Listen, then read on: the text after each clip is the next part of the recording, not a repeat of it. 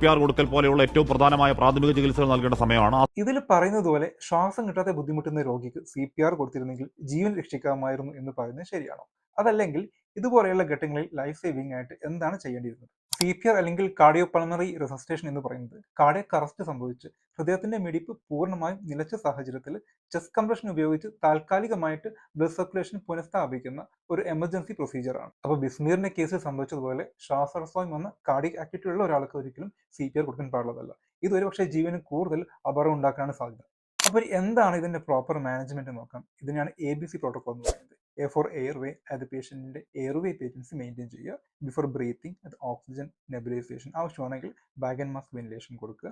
C for circulation, അത് pulse BP എല്ലാം പരിശോധിച്ച് പേഷ്യനെ സ്റ്റെബിലൈസ് ചെയ്ത് ആവശ്യമാണെങ്കിൽ ഹയർ സെന്ററിലോട്ട് റെഫർ ചെയ്യുക.